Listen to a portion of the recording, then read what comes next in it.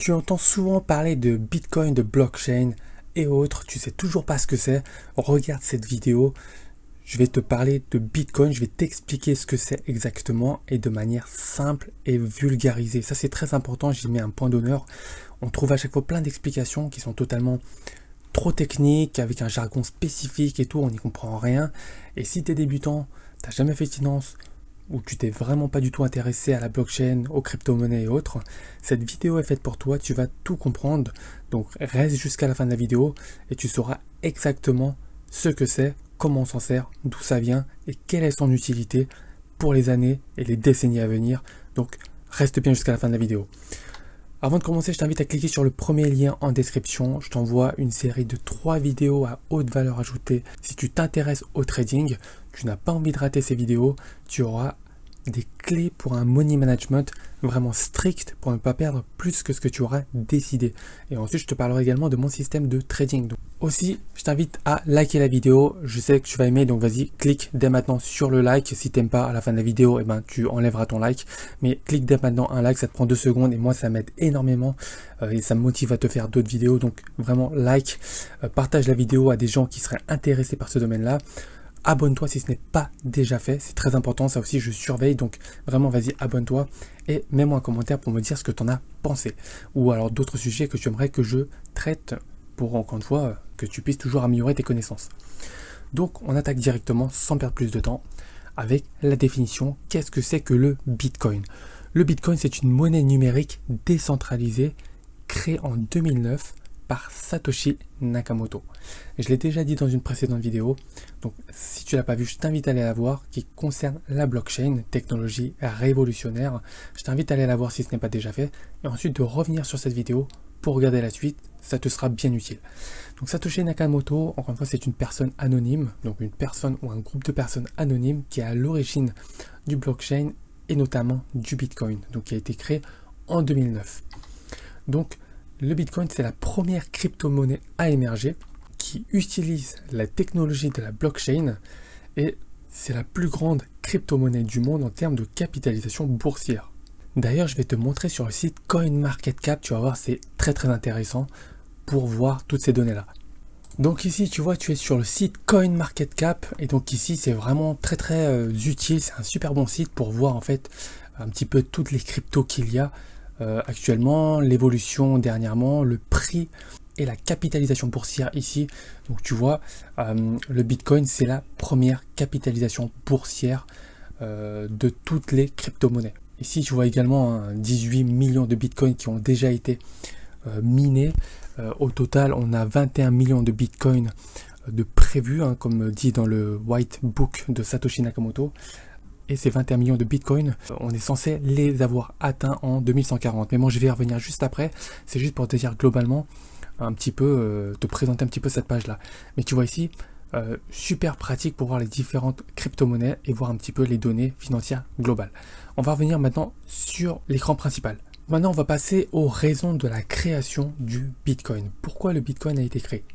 Alors, c'est suite à la crise financière de 2008.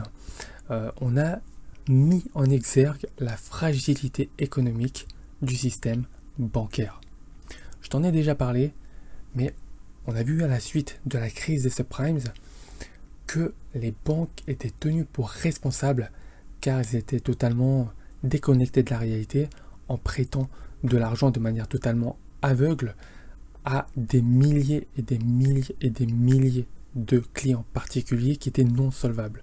Et donc ça a entraîné des faillites en chaîne, des banqueroutes en chaîne, des défauts de paiement de manière totalement ahurissante. Et donc il y a eu de nombreuses banques en difficulté. Ce qui se passe, c'est que l'État a dû les renflouer. Et en renflouant ces banques-là, on a transféré la dette des banques vers l'État. Et un État endetté, ça veut juste dire que le contribuable sera impacté, puisque c'est le contribuable qui va devoir payer les pots cassés. Tout ça à cause des banques. Il y a eu une injection massive de liquidité à ce moment-là, donc avec la planche à billets. Cette injection massive de liquidité implique une dévaluation monétaire, donc suite au quantitative easing. Donc ça c'est vraiment l'injection massive de liquidité, notamment via le rachat massif d'obligations. Et donc ça crée des vrais problèmes au niveau de l'inflation. Et donc comme je te l'ai dit, le renflouement des banques suite à la crise, c'est un transfert de la dette au trésor public, et donc cette dette se répercutera inéluctablement sur le contribuable. Donc ça, c'est un réel souci, et Satoshi Nakamoto s'en est bien aperçu, il en avait marre. Ça fait un moment qu'il bosse sur ces différentes alternatives, et là il s'est dit, il faut trouver une solution, et il a bossé dessus, il a trouvé une solution qu'il a récapitulée notamment dans son livre blanc, le livre blanc de Satoshi Nakamoto. Donc c'est celui-là, il est en anglais, il est accessible à tous, d'accord? Toi-même, tu peux le consulter directement sur Internet. Et là, je t'ai pris juste une petite partie qui est au début du livre blanc Satoshi Nakamoto, qui est dans l'introduction. C'est juste une petite partie que je t'ai mis. Tu vois, tu peux y avoir accès via ce lien-là. Et donc, c'est très très intéressant. Tu vois, c'est juste ce que je t'ai dit juste avant. Le commerce sur Internet en est venu à reposer exclusivement sur les institutions financières, agissant comme tiers de confiance afin de traiter les paiements électroniques.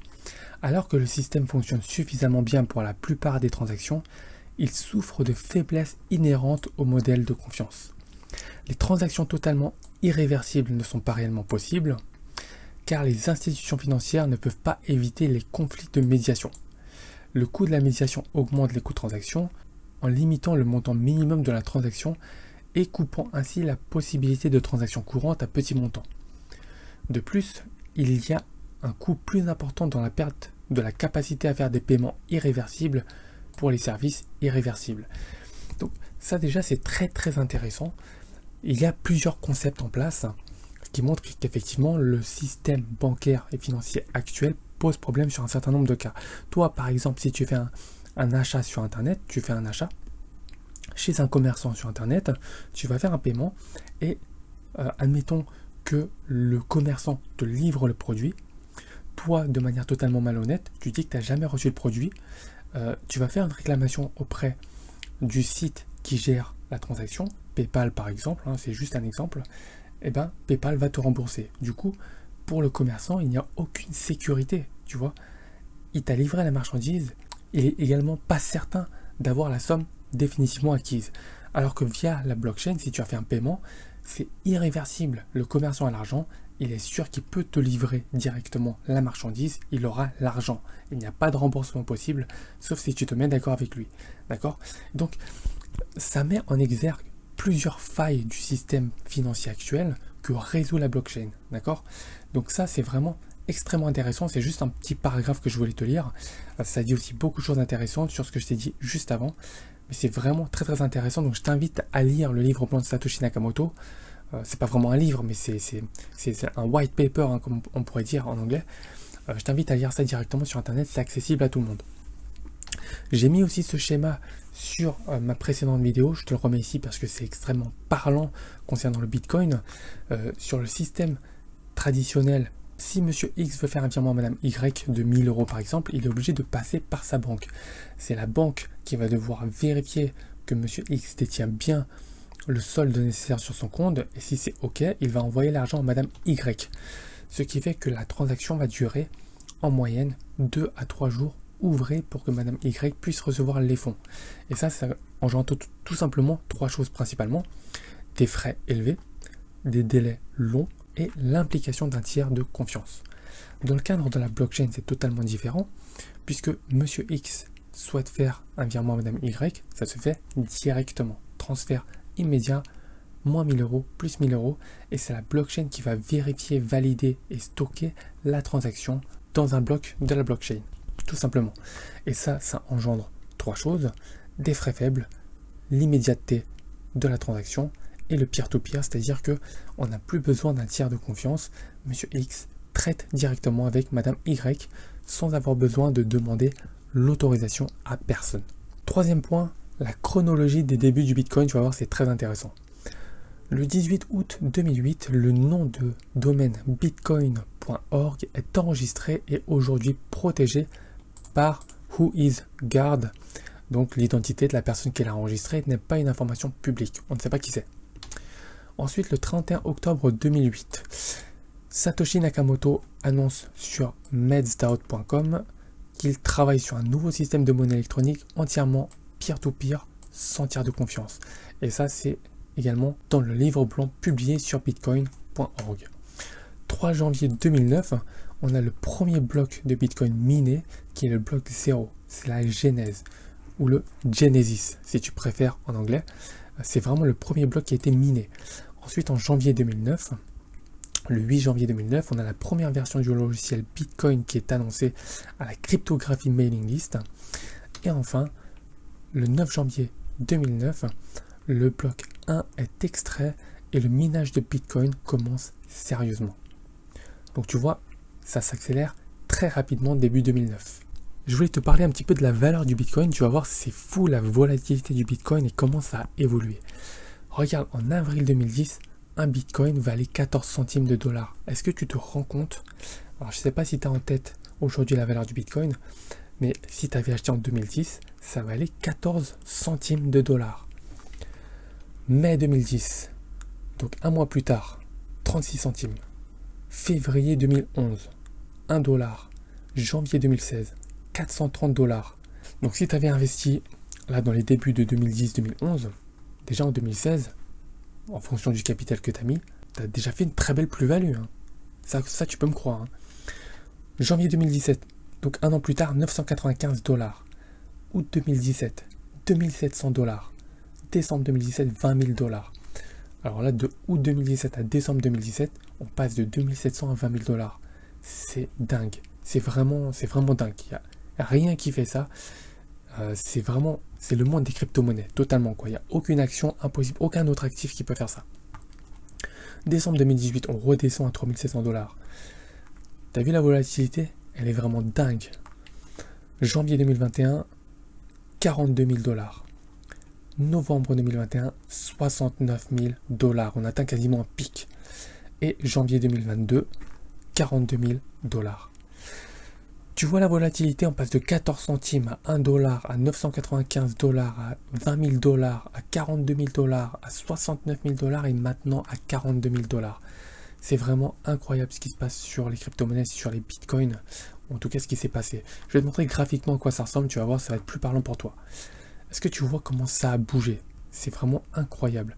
Ici, à partir d'ici, de mi-2020, c'est vraiment monté en flèche. Mais monter en flèche, ça a quasiment explosé.